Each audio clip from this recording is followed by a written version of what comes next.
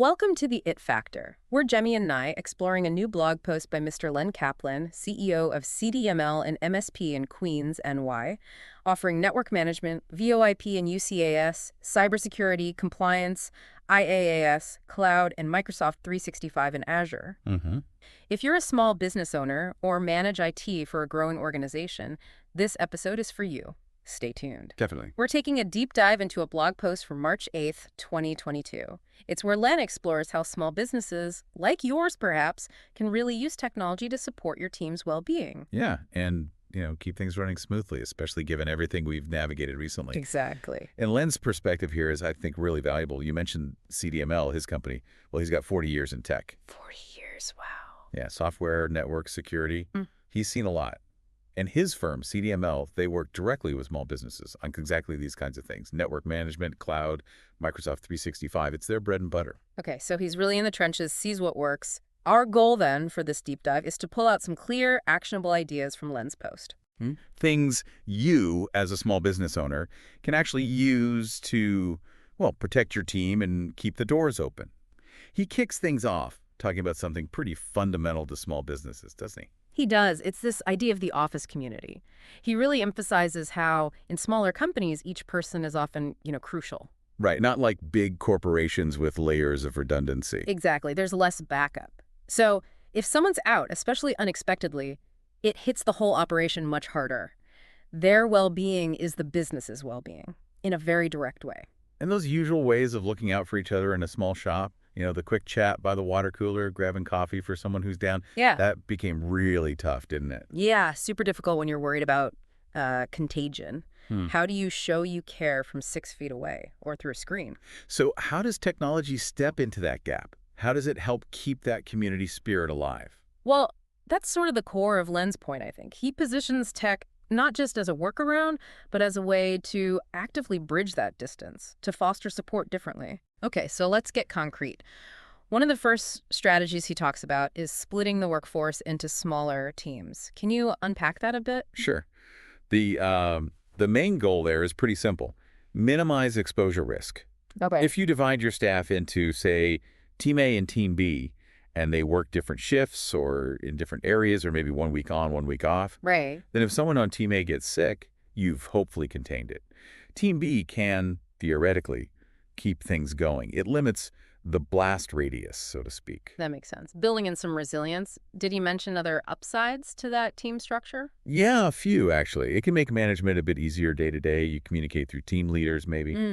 He also suggests a buddy system within each team, like pair people up to just casually check on each other's health, offer support. Oh, interesting. Like a built-in peer support network. Exactly. And it helps the team leaders spot anyone who might be struggling or vulnerable. Plus, if a whole team does have to quarantine, they've already got that internal support system to help cover workloads or just check in. Okay, so you've got the teams, but coordinating that, especially with different schedules, maybe some remote work, that sounds like it could get messy fast. This must be where the tech tools come in. Precisely. You need something to manage the logistics. And Lynn highlights some, well, pretty common scheduling and task management tools. Like what? He lists a few: Google Calendar, Asana, When I Work, Flock. But given CDML is a Microsoft partner, he spends a bit more time on the Microsoft ecosystem. Okay, so Office 365 tools. Right. Things like the main calendar, Microsoft Planner, and Microsoft To Do, stuff many small businesses might already have access to. So for a business owner who maybe already uses Microsoft 365, how could they specifically use those tools for this team approach? Let's break it down. Okay, well, think calendar first. You use it to create and share those distinct team schedules. Team A is in the office, Monwed, Team B through, something like that. Everyone can see it. Clarity. Right. Visibility is key. What about Planner? Planner is more for tasks. A team leader could create a project for their team, maybe weekly well-being checks, and they assign tasks within that.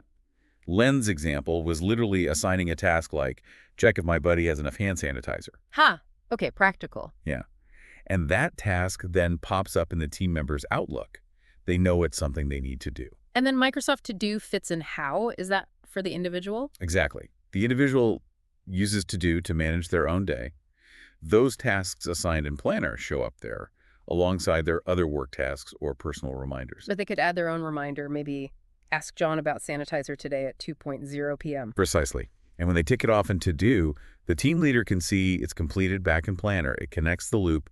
It's a way to, formalize those little check-ins without being intrusive. That's quite a neat integration, actually. Yeah. Using tools you might already pay for, just more intentionally. Right. And then there's the communication side of things, electronic communication tools. He mentioned Microsoft Teams, didn't he? And pointed out it was free for a while there. He did. And a platform like Teams or Slack or others, its power here is reducing the need for face-to-face talk. Less physical proximity, less risk. Exactly. Email, chat, quick video, calls for collaboration, it all lowers the chance of transmission. And importantly, like Len points out, it gives those buddies, or anyone really, an easy way to check in remotely if someone's out sick or just seems off. That remote check-in, yeah, that feels crucial for maintaining the community feel. Totally. Okay, so if we zoom out, what does Len see as the main advantages for a small business that adopts this kind of tech-supported approach? What are the key benefits? Well, he kind of summarizes nicely at the end. Number one is minimizing risk exposure. That's the big one. Makes sense. Then if someone does get sick, this setup helps you identify the source and who else might be at risk much faster. Right, because the teams are somewhat contained. Yeah. It also streamlines assigning tasks, lets you track progress visually, which is great for managers. It improves overall communication, obviously. And maybe less exciting, but still important, it makes record keeping easier. So, better safety, faster response, smoother operations, better communication, easier admin. Sounds like a win-win-win. Pretty much. These are all things vital for keeping a small business running, especially through disruption and protecting your people. So for the small business owner listening right now, the big takeaway seems to be that technology isn't just for big corporations. There are practical, often readily available tools Accessible tools. that can genuinely help you safeguard your team's health and keep your business resilient. And, even though Len wrote this thinking about the pandemic, Right. these strategies, clear team structures, good communication habits, using collaborative tools effectively, these probably have lasting benefits for just running a better, more efficient business day to day, right? Absolutely. These aren't just crisis measures. They're good operational practices, period. It prompts a good question, actually, for anyone listening.